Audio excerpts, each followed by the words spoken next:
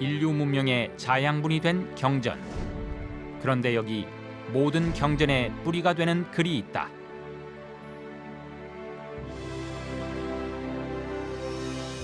하늘의 상제로부터 받은 경전. 하늘의 이치에 부합하는 글이란 뜻의 천부경. 조선 중종 때 사관이었던 이맥은 태백일사에서 천부경은 동방 최초의 나라인 환국으로부터 구전되어 온 경전이라 하여 그 유래를 전하고 있다. 천부경은 환웅천왕의 배달국 시대에 이르러 글로 기록되었으며 신라 말기 고운 최치원은 이를 비석에 새겨 전했다. 그러나 천부경이 세상에 드러나기까지는 다시 1000년의 세월을 기다려야 했다.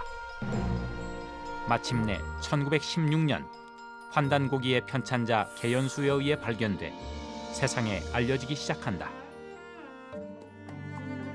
그 후 100년의 세월을 뛰어넘어 왜 이 시대의 많은 사람들이 천부경에 주목하는 것일까? 그것은 가을 개벽을 맞아 후천 상생의 세상을 여는 지혜가 담겨 있기 때문은 아닐까? 천부경은 우주 만물의 생성 변화 이치를 81자에 담은 한민족의 철학서이자 상계님께서 우주를 다스리는 법칙을 수로 기록한 인류 최초의 경전이다.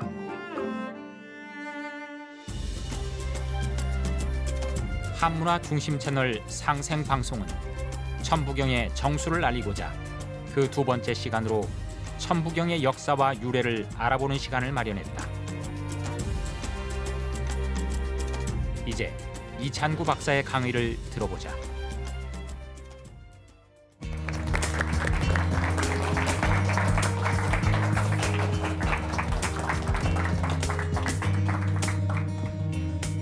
안녕하십니까? 오늘은 천부경 특강 세 번째 시간입니다. 지난 첫 번째 시간에는 천부경의 그 유래에 관해서 말씀을 드렸습니다. 두 번째 시간에는 천부경 81자 그 본문의 내용이 무엇인가에 대해서 말씀을 드렸고요. 오늘 이 시간에는 천부경의 그 이름과 또 천부경을 기록했다고 하는 그 문자란 어떤 것인가에 대해서 알아보는 시간을 갖도록 하겠습니다. 천부경의 이름이 처음 대중들한테 알려졌을 때에는 그 단군 천부경이라는 이름으로 이렇게 이제 세상에 알려졌는데요. 과연 그 단군 천부경의 이름이 합당한 것인지 한번 생각해 보는 시간을 갖고요. 그 다음에 그 천부경을 기록했다고 하는 신지 전자란 어떤 것인가 이렇게 알아보도록 하겠습니다. 단군 천부경의 이름이 대중들한테 알려진 것은 1943년도에 나온 그 영변지라고 있거든요. 그 영변은 여러분 영변의 약산 진달래 많이 들었죠? 네. 그 평안북도 그 영변군 군청에서 나온 그 영변의 군지가 있는데 그 군지 가운데 그 유사라는 편에 단군 천부경이라는 이름이 등장을 했습니다. 처음에는 그 말이 대한 깊은 생각 없이 그 말이 이제 많이 대중들한테 알려지면서 우리가 알고 있는 천부경은 바로 단군 천부경이다 이렇게 이제 알려지기 시작했는데요. 과연 그 이름이 지금 우리들한테 어떤 의미를 주고 있는지 알아보도록 하겠습니다. 그러면 단군 천부경이라는 이름이 나온 그 한번 그 유래를 한번 살펴보겠습니다. 1943년 평안북도 영변군에서 나온 영변지입니다. 이것은 군에서 발간한 군을 대표하는 하나의 그 잡지인데요. 그 영변지에 실려 있기를 뭐라고 했냐면은 천부경을 그냥 천부경이라 소개하지 않고 여기 있는 대로 단군 천부경 81자라 했습니다. 그래서 이 책으로 인해 가지고 그 후에 천부경은 바로 단군 천부경이다 이렇게 이제 알려지기 시작했죠.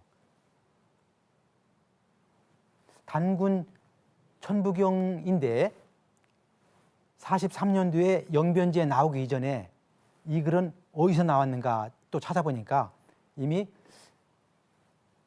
1920년 2월 전병훈이 쓴 그 정신철학 통편에 나와 있는 천부경 해석할 때도 단군 천부경이라는 이름이 나옵니다. 또 국내에는 단군교에서 단탁이라는 잡지를 발간했는데요. 1921년에 나온 이 잡지에도 역시 단군 천부경이라는 이름이 나오고 있습니다. 그러면 우리한테 처음 알려지기는 43년도에 나온 영변지에 의해서 단군 천부경이라는 이름이 알려졌지만 그 근원을 찾아보니까 이미 그로부터 20년 전에 중국의 북경에서 공부했던 전병훈에 의해서 단군 천부경이라는 이름이 나왔고 국내에서는 단탁이라는 잡지에 이 이름이 실리면서 단군 천부경이 대중한테 알려졌다 이런 얘기입니다.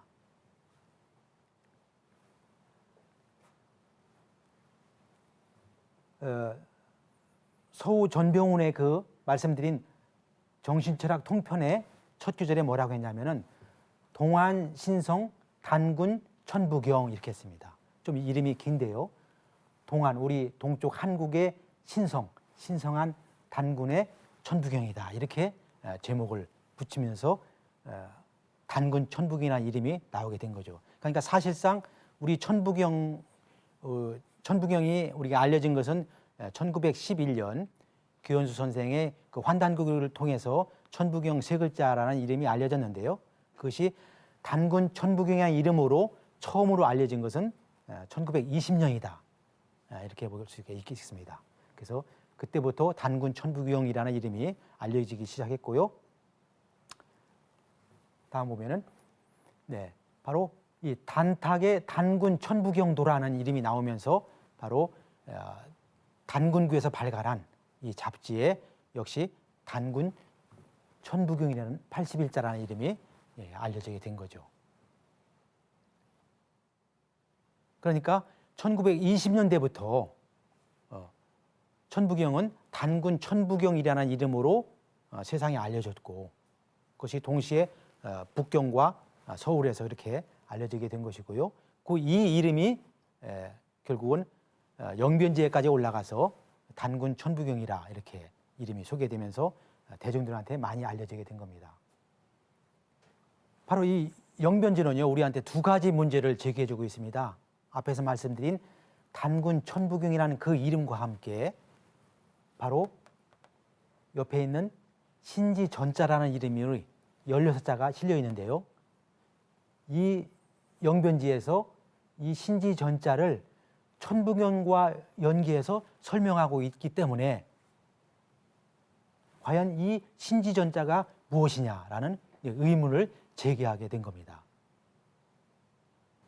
과연 이 단군 천부경이라는 이름으로 알려진 것이 또 다른 어떤 다른 의도가 있어서 이렇게 알려지기 시작한 건가에 대해서도 우리가 한번 의문을 한번 가져볼 필요가 있을 것 같습니다.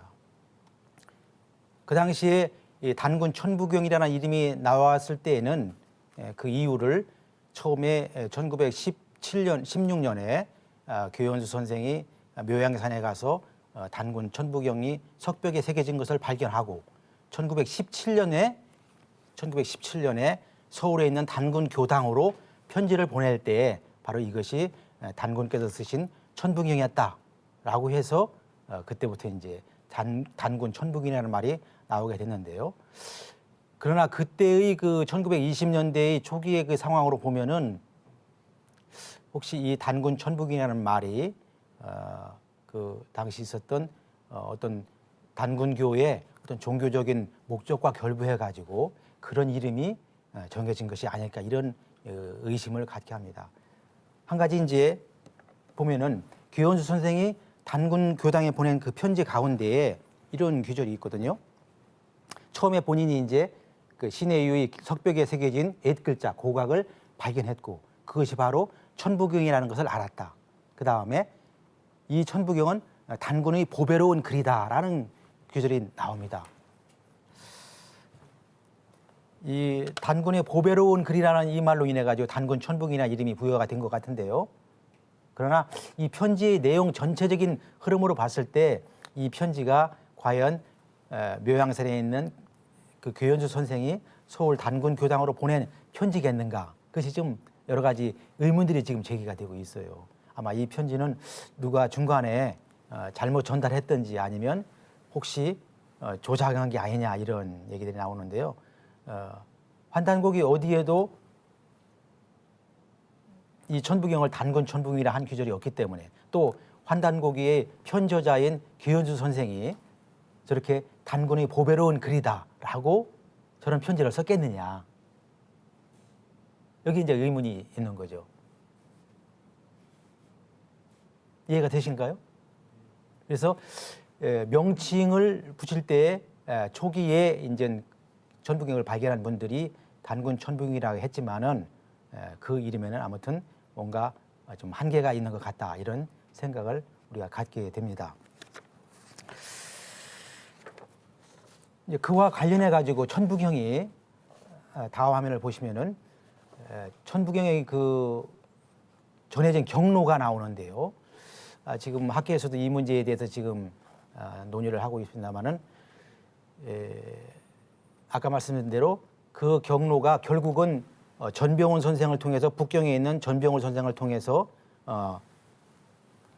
세상에 알려지게 됐는데 전병훈 선생까지 전달 과정이 결국 교원수 선생을 통해서 어떠한 과정으로 전달이 됐겠느냐 그 과정들을 한번 추적을 해본 건데요. 이 그 전달 과정에 있어서 중간에 누가 있었냐면은 그 전병훈 선생한테 천부경을 처음 전해준 분이 1918년에 윤효정이라는 분이 있습니다. 저 윤효정이라는 분이 누구냐면 바로 단군교에서 활동했던 그런 유학자였다 이렇게 지금 전해지고 있습니다.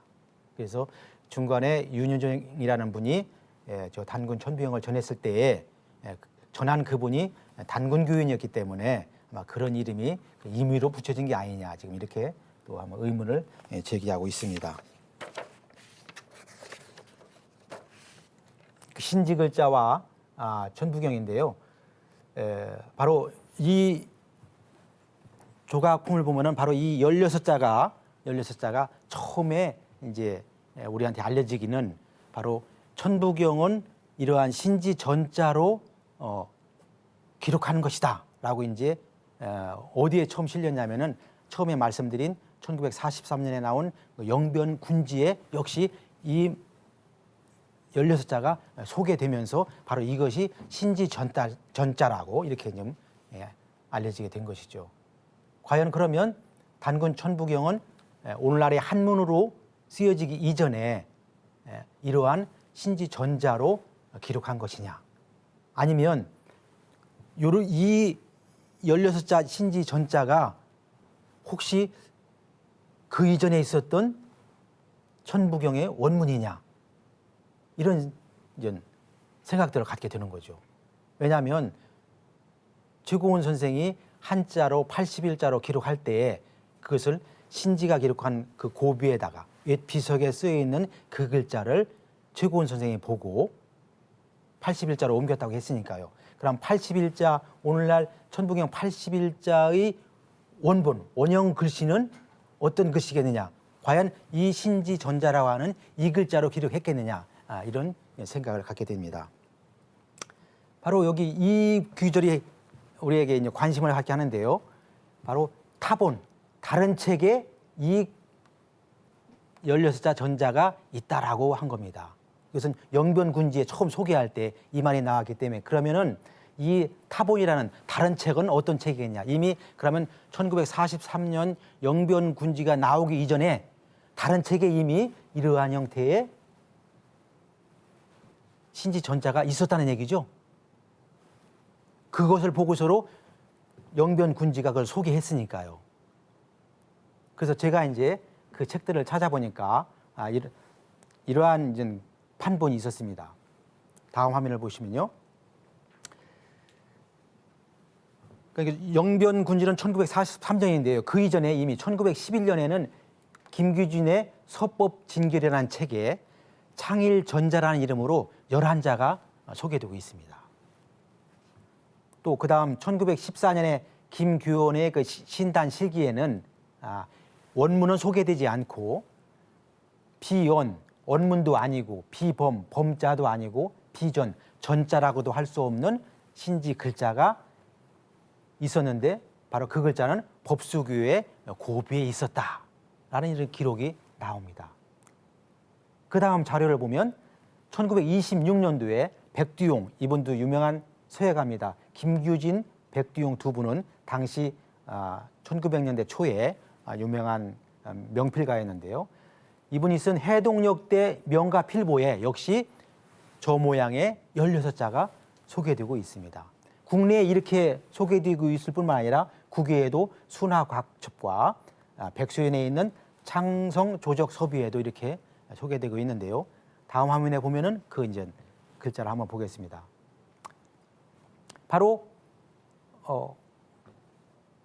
맨 처음 소개된 김규진의 1911년에 나온 서법진길에 소개된 신지 전자의 모양들입니다. 여기는 11자가 소개되어 있습니다. 그 다음에 백두용의 해동명가에는 바로 이 16자가 소개되어 있습니다. 이 16자와 11자 사이에는 같은 글자도 있고 뭐 다른 글자도 있고 그렇습니다. 뭐 예를 들면은 이런 글자는 같은 글자죠. 그런데 이런 글자가 또 있나요, 여기에요? 없죠. 그러니까 서로 다른 경로에서 이렇게 책이 출판됐다는 걸 우리가 알 수 있죠.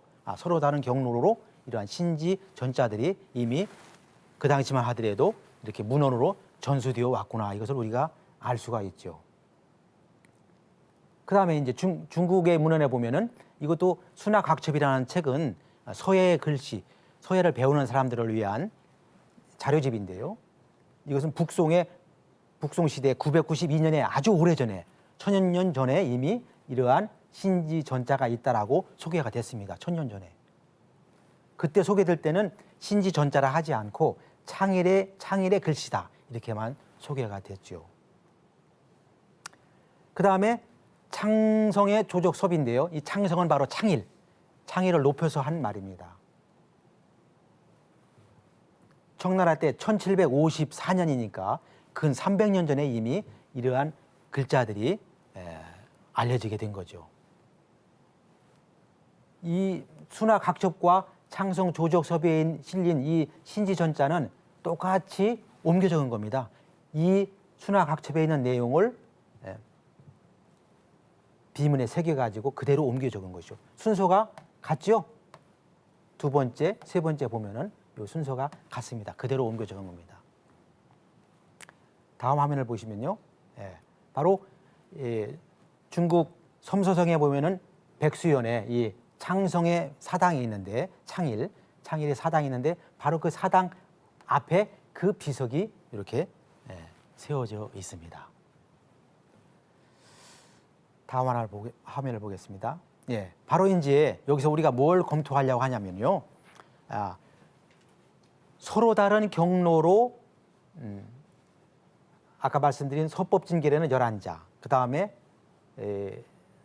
해동 명가필보에는 16자, 또 창성조적섭에는 28자가 이렇게 소개되어 있는데 이미 다른 경로로 인해서 서로 다른 글자들이 이미 알려져 있고요. 이것을 전부 합하면은 같은 글자를 제외하고 한 글자씩을 나누어서 보면은 결국은 지금까지 알려져 있는 이 신지 전자는 31자가 나오게 됩니다. 중복된 글자를 빼면은 지금 31글자가 나와 있습니다. 바로 다시 말씀드리면 이 16글자를 가지고 이제 우리가 과연 처음에 문제를 제기한 곳이 이제 1943년도에 나온 영변군지인데요. 과연 이 글자가 그대로 천부경을 처음에 기록한 글자냐, 또 나아가서 이것이 81자 한문으로 쓴 천부경의 혹시 원문이냐 라는 의문은 이제 그대로 지금 남아있죠. 과연 이것을 어떻게 우리가 해석해야 될 것인가,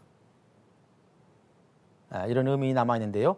지금 현재로 봤을 때는 한문으로 기록하기 이전에 천부경은 아마 이러한 신지 글자 전자로 기록한 것으로 우리가 일단은 그렇게 추측할 수가 있겠습니다. 다만 이 글자가 바로 천부경이라고 하는 것은 현재로서는 좀 무리다, 그러니까 이러한 형태의 우리 옛 글자가 있었다라고 우리가 지금 생각할 수가 있겠습니다.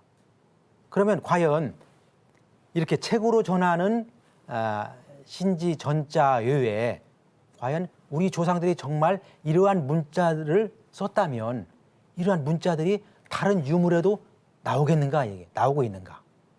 만약에 이러한 형태의 글자들이 우리 역사 유물 속에서 나오고 있다면은 이것은 틀림없이 한자 이전에 썼던 우리의 고문자라 할 수가 있겠죠.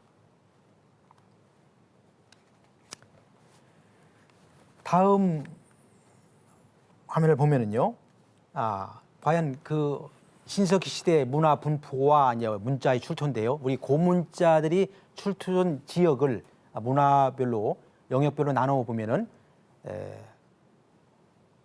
앙소문화, 홍산문화, 대몽구문화, 양조문화 등 여러 갈래의 지금 문화 구역들이 있습니다. 예를 들면 앙소문화만 하더라도 한 가장 멀게는 한 7,000년 전이다. 지금 이렇게 하고 있는데요. 거기서 나온 한번 그 고문자들을 한번 좀 살펴보겠습니다. 예. 과연 한자 이전의 고문자들 또는 신지 전자와 관련된 그런 유물들이 한번 있는가를 우리가 한번 확인해보는 그런 순서가 되겠습니다. 이용구 교수 같은 분은 이 홍산문화에서 나온 이 도문은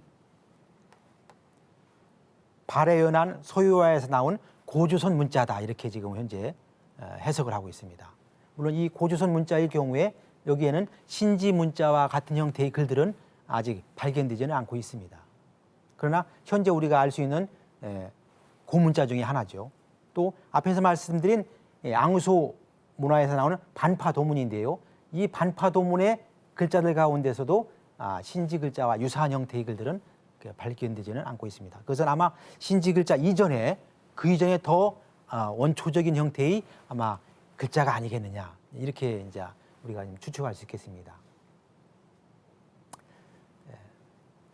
또 우리 국내의 한북 나진에서 나온 토기의 모양을 보면은요, 이런 잘 안 보입니다만은 이런 형태의 모양이 발견되고 있습니다. 이 모양은 장구를 누운 형태다 이렇게 지금 해석을 하고 있거든요. 장구를 누워 놓은 형태와 같고 이것은 좌우의 어떤 대칭을 상징한 것이 아닌가 이렇게 해석도 하고요. 또 이영구 박사 같은 분은 이것은 아마 5오자를 이렇게 표현했을 것이다라고 또 해석도 합니다. 이러한 우리 이제 이건 함경북도 나진에서 나온 건데요. 반면에 중국의 그 양조 문화에서 나온 유물에도 보면은 이러한 이 장구 모양의 이 글씨가 세로로 서 있는 형태로 이렇게 발견되고 있습니다. 이러한 글자들이 하나의 고문자의 한 유형으로 우리가 지금 해석을 하고 있습니다. 다음인데요.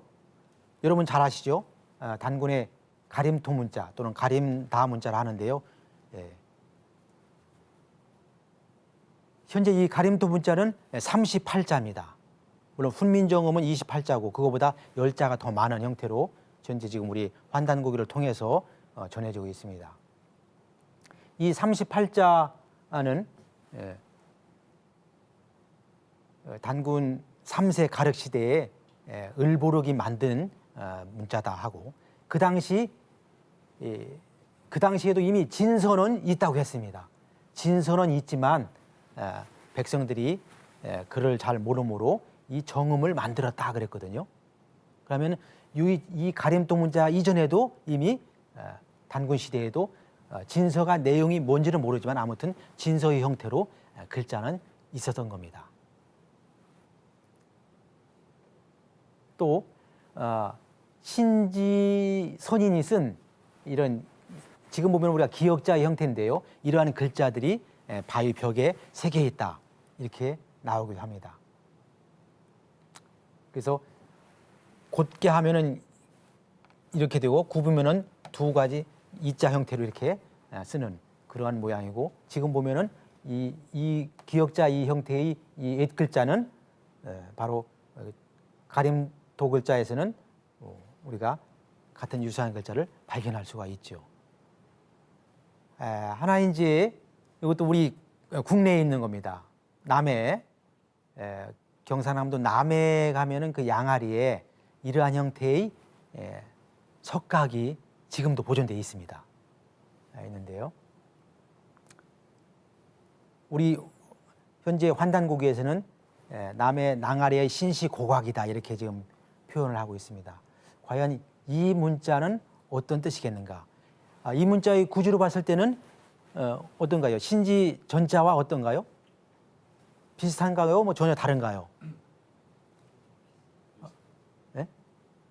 좀 비슷한 느낌도 있으면서 좀 글자 이전에 어떤 그림 같은 그런 느낌도 갖게 하죠. 네. 그러면 아마 시기적으로 볼 때는 저 신지 전자보다도 더 이전에 그런 글자가 아니겠는가. 그래 환단고기에는 신시고각이라 한 거 보면은 확실히 이 글자는 그 이전의 글자 또는 글자와 같은 그림을 연상하게 합니다. 이 글자에 대한 해석은 지금 뭐 여러 가지로 지금 풀이하고 있습니다만은 환단고기에 의하면 환웅이 사냥을 나가 삼신께 제를 올렸다 이렇게 지금 해석을 하고 있습니다. 또는 전통적으로는 서불과차 서불이라는 분이 이곳을 지나가면서 이것을 새겨놓은 것이다라는 해석도 하는데요. 서불은 여러분 아시겠지만은 진시황의 신하로서 불로초 약을 구하기 위해서 이 동해에 갔다 그런 분이죠. 그래서 그러한 그 진시황의 신하 서불을 서시라 하기도 하고요. 우리가 사람 이름으로 부를 때는 서불이라고 합니다. 그래서 이 글자는 아마 서불이 이곳에 다녀갔다는 것을 상징화해서 새겨놓은 문자일 것이다라고 후대 사람들이 지금 해석을 하고 있는데 제가 봤을 때는 환단고기가 해석하고 있는 그 부분이 더 정확한 게 아닌가. 이 글자는 우리 옛 글자인데 이 옛 글자를 가지고 진시황의 신하 서불을 여기다 기록했다는 것은 너무 그 당시 사람들이 후대에 너무 좀 조작한 말 같은 그런 느낌을 갖게 합니다. 그러나 지금 민간에는 서불과차라는 말로 지금 이렇게 전해져 있고요. 1919년에 조선 총독부에서 우리 국내의 금속문들을 발췌한 자료에는 이 글자는 서불의 이름을 새겨놓은 것이다라고 이렇게 해석도 합니다.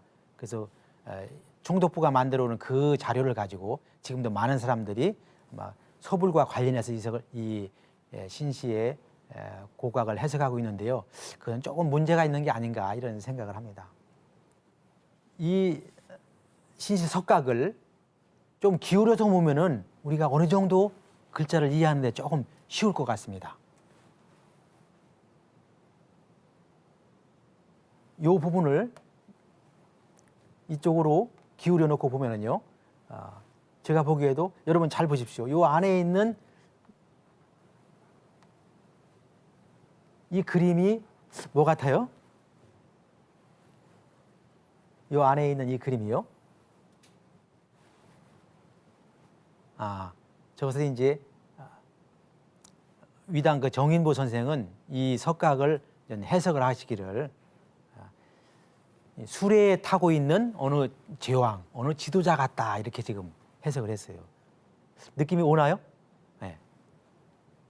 여기 수레를 타신 어느 제왕이고, 여기는 사냥개다, 사냥개의 모양이다 이렇게 이제 해석을 했거든요. 그 다음에 요 앞에 있는 요 그림은 여러분 느낌은 어떻습니까? 뭐 느껴지는 게 있나요? 저건 깃발을 세우는 것 같다 이렇게 정인무 선생이 해석을 했어요. 그 다음에 여기 나머지는 그 사냥을 한 이건 물고기 같고 이건 날아가는 새를 사냥한 것 같고 여기는 또 아마 그 제사를 지내기 위해서 그것은 제수로 쓰려고 해놓은 것 같고 근데 위당 정인부 선생은 이 부분은 해석을 하지 않고 그냥 지나갔어요. 이 석각이 일러주는 건 뭐냐면요. 우리가 여기서 그냥 지나칠 수 없는 것은 바로 이 삼신이라는 이 말입니다. 삼신.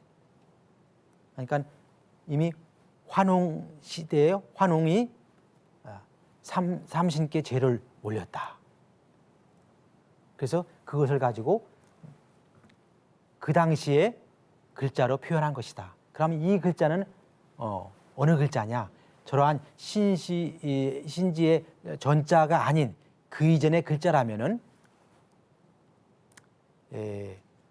환웅 시대에 있었던 녹두문이 아니겠는가? 이렇게 한번 우리가 생각해 볼 수가 있죠. 녹두문은 그 사슴 발자국의 그 모양을 가지고 글자를 만든 거거든요. 그래서 녹두문이라 하는 건데 바로 이러한 글자들이 혹시 녹두문의 한 유형이 아니겠는가?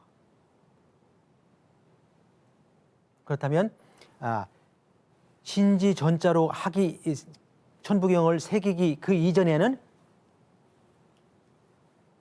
환웅 시대에는 이러한 녹두문으로 천부경을 새겨놓지 않았겠는가? 이렇게 또 생각해 볼 수 있겠습니다.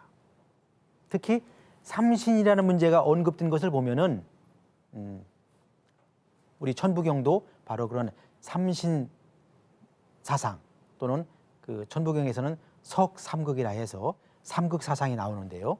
그 삼극 사상, 삼신 사상은 그 일맥상통하잖아요. 그렇다면은 이 고각이라고 하는 현재 남해 바다 앞에 있는 이 석각도 혹시 천부경과 관련이 있는 게 아닌가? 또는 천부경과 같은 사상을 표현한 것이 아닌가라고 이렇게 유추해 볼 수가 있겠습니다. 다음 화면을 보겠습니다. 바로 이것은 현재 지명으로는 남해군이죠. 남해군 상주면 양아리에 있는데요. 바로 이렇게 7m에 4m 정도의 거북바위 형태로 생긴 그 바위의 한쪽에 바로 이 글자가 새겨져 있습니다.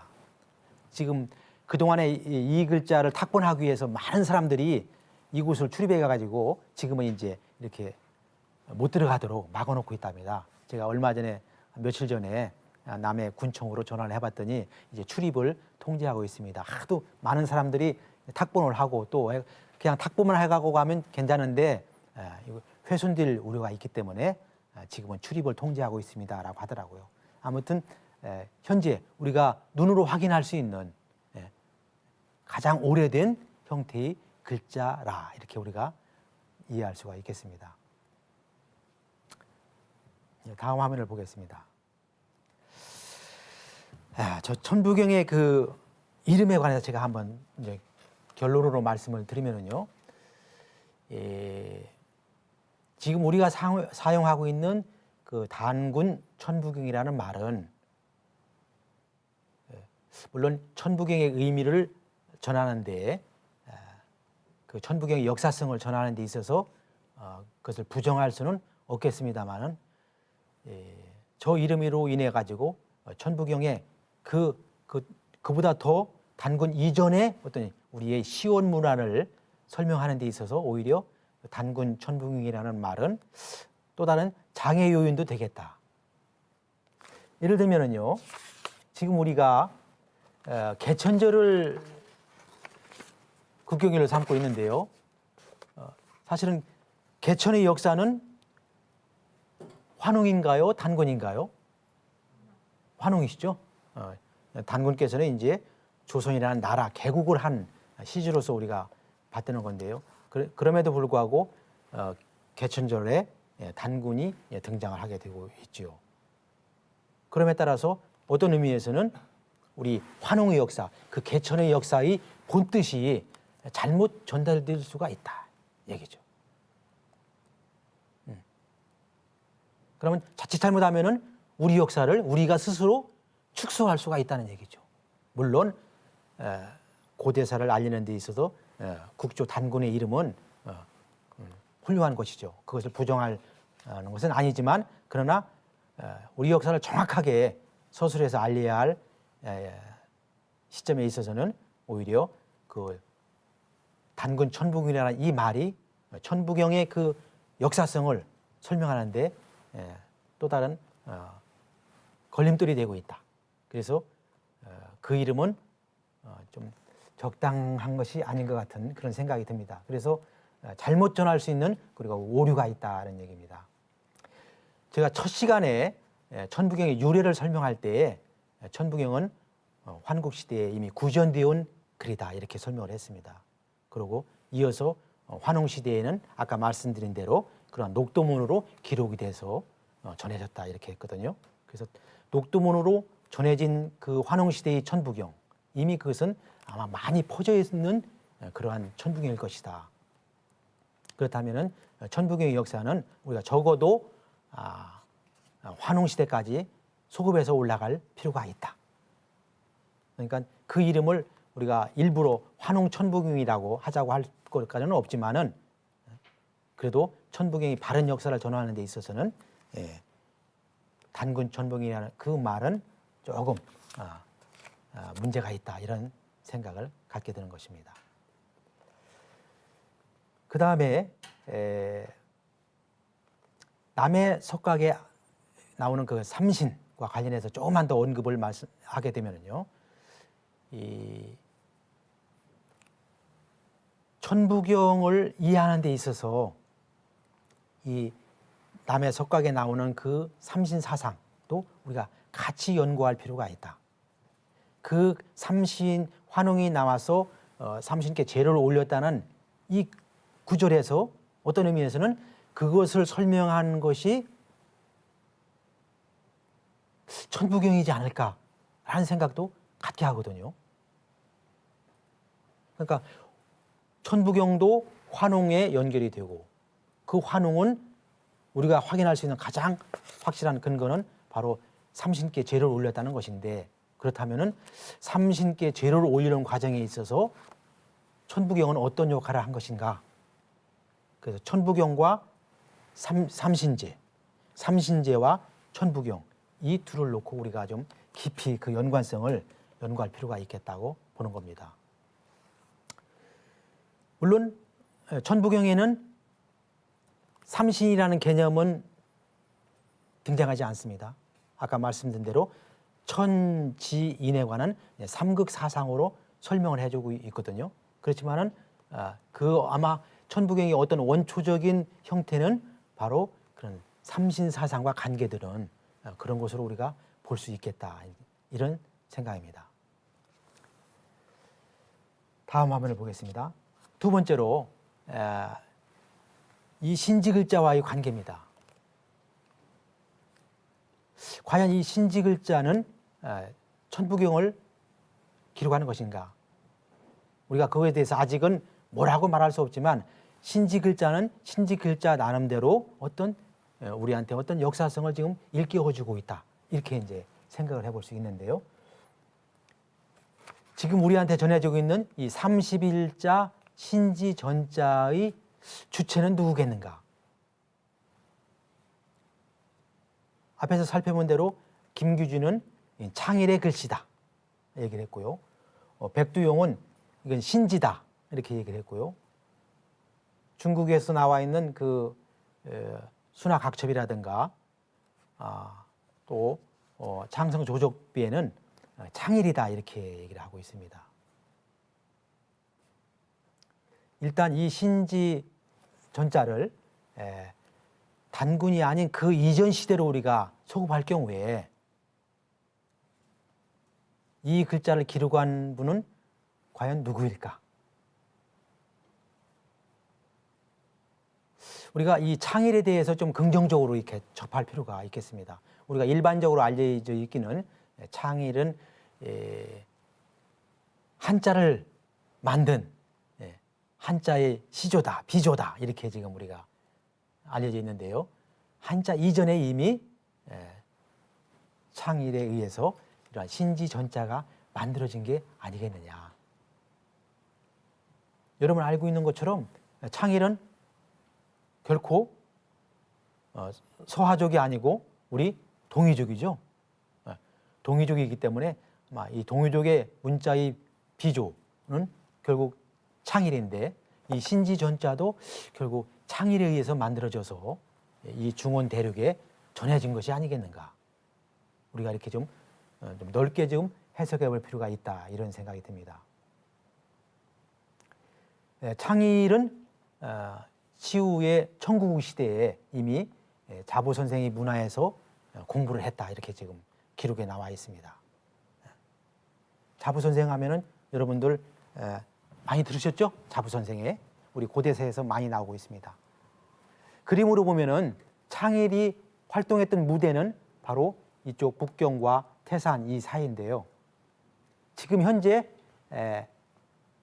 창일의 그 사당이 세워 있는 곳은 바로 이 백수연 이 근방입니다. 활동 무대가 이쪽에서 현재 사당이 보존되어 있는 곳과는 거리상으로 차이가 있지만 전체적으로 보면은 결국 창일의 활동 영역은 중원 대륙에 우리 윈 문자를 전하는 그러한 역할을 했을 것이다라고 우리가 어렵지 않게 추측할 수 있겠습니다. 현재까지 전해기로는 창일은 대능하의 조양에서 태어났다 지금 이렇게 설명을 하고 있고요. 지금 아까 말씀드린 그 사당은 아주 멀게 있는 바로 그 백수연에 있습니다. 바꿔 말하면은 창일의 활동 영역이 그만큼 넓었기 때문에 우리 고문자의 전파 영역도 더불어서 넓은 영역에 걸쳐서 전했을 것이다. 그런데 유감스러운 것은 아직 이 신지 전자의 그 유물들이 구체적으로 아직 드러나지 않고 있다는 겁니다. 물론 문자라고 하는 것은 한 시대, 한 문화를 형성하는 기초 단위가 되기 때문에요. 언젠가는 이게 밝혀지리라고 봅니다. 예를 들어서 은나라 시대의 그 각골 문자도 우리한테 발견된 것은 얼마 안 됐죠. 각골 문자가 사용이 된 것은 한 3,000년 전에 이미 사용이 됐지만 3,000년 또는 3,500년 전에 사용이 됐지만 우리한테 발견된 것은 100여 년밖에 안 됐습니다. 그러면 근 3,000년을 우리는 그 각골 문자가 있었는지 없었는지로 모르고 살아왔죠. 그렇듯이 이 신지 글자도 지금 우리는 모르고 발견을 못한 유물이 발견되지 않고 있어서 모르고 있지만 어느 때가 되면은 그 유물도 같이 출토될 것이다 이런 또 기대도 한번 해봅니다. 다음을 보겠습니다. 한 가지 여기서 윈문자와 관련해서 우리가 살펴볼 수 있는 것은요. 가롱이 쓴 포박자라는 책이 있습니다. 아시죠? 포박자라는 책이 지금 전해 내려오고 있는데요. 거기 보면은 황제 헌원이 청구에 이르러 풍산을 지나 자부 선생을 뵙고 사망 내문을 받아 신을 부렸다. 이런 규절이 나옵니다. 이것은 중국 측 책에 적혀 있는 그대로입니다. 그럼 이것을 보면은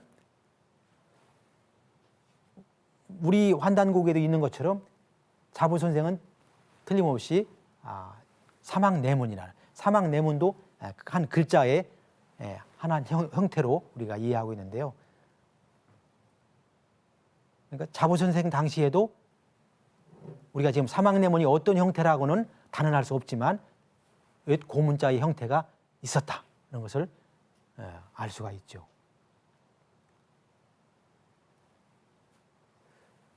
그렇다면은 자부 선생 당시에 있었던 그때 자부 선생으로부터 공부를 한 창일의 경우도 그때의 문자가 있었을 것이다. 우리가 이 규절을 통해서 유추할 수가 있는 겁니다.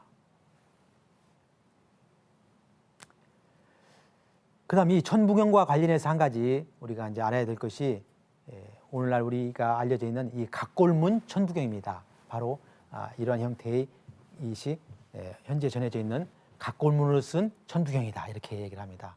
아까 제가 말씀드릴 때에 각골문은 지금부터 멀게는 한 3,500년 전에 사용된 문자인데요. 그러한 문자로 오늘날 한문으로 쓴 82자 천부경 이전에 각본문으로 쓴 천부경이 있다라고 최근에 이제 공개가 됐죠.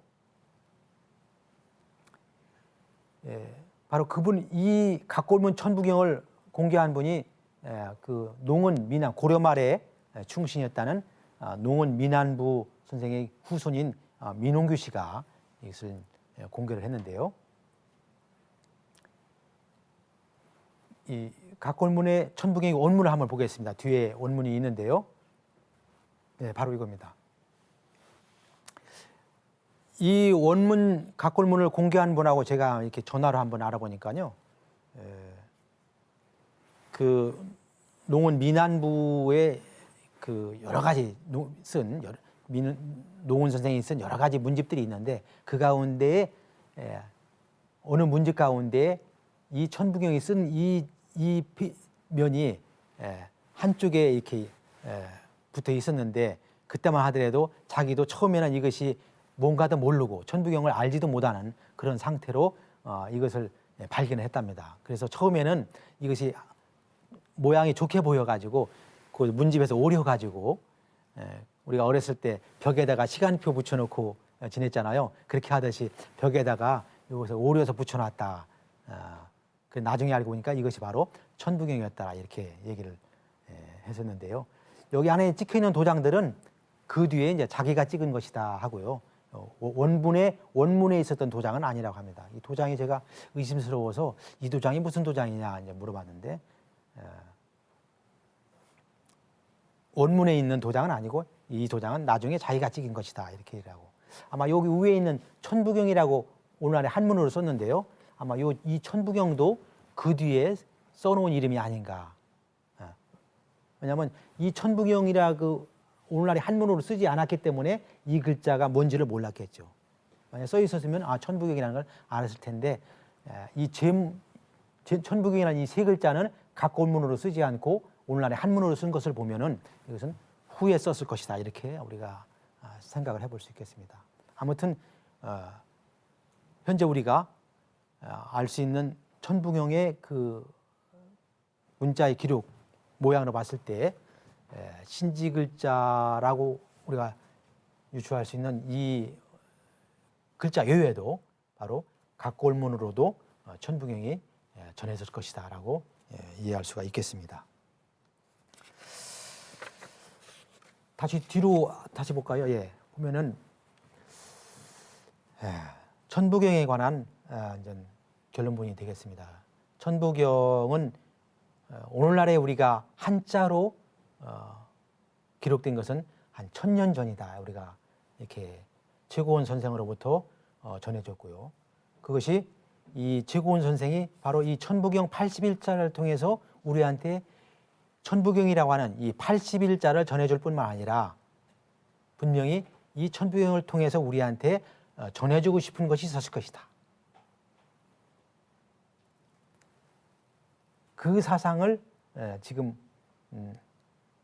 우리가 뭐라 말할 수는 없지만 그래도 천부경을 통해서 알 수 있는 것은 역시 앞에서 말씀드린 대로 삼신사상 또는 천지인 삼재사상 이 어떤 그 우리 조상들이 가지고 있던 이 삼사상 이 삼사상의 모양들을 통해서 우리의 어떤 민족의 혼을 이 천부경을 통해서 전수해 주려고 한 것이 아니겠는가 이런 생각을 해봅니다. 더불어서 우리가 이 천부경을 통해서 우리가 한 가지 깊이 앞으로 연구해야 될 것은 남의 석각을 좀 연구할 필요가 있다 이겁니다. 물론 현재 전해지고 있는 이 신지전자는 현재까지 31자가 전해지고 있는데요. 이 신지전자에 대한 연구도 좀 활성화된다면 우리가 천부경의 본문을 이해하는데 많은 도움이 될 것이다 이렇게 생각되고요. 아울러서 지금 우리가 알려지고 있는 각골문 천부경도 연구를 한다면 천부경의 본뜻을 이해하는데 더 많은 도움이 될 것이다 생각되고요. 아주 시간은 아주 멀리 있지만은 남해 석각이 신시시대에 쓰여진 글자라면은 그것은 어떤 의미에서는 천부경이 처음 쓰여졌던 그 신시시대와 가장 가까이 있기 때문에 남해 석각을 연구할 수 있다면 바로 가장 가깝게 천부경을 이해할 수 있는 지름길이 될 것이다. 이런 생각이 됩니다. 그래서 우리가 이러한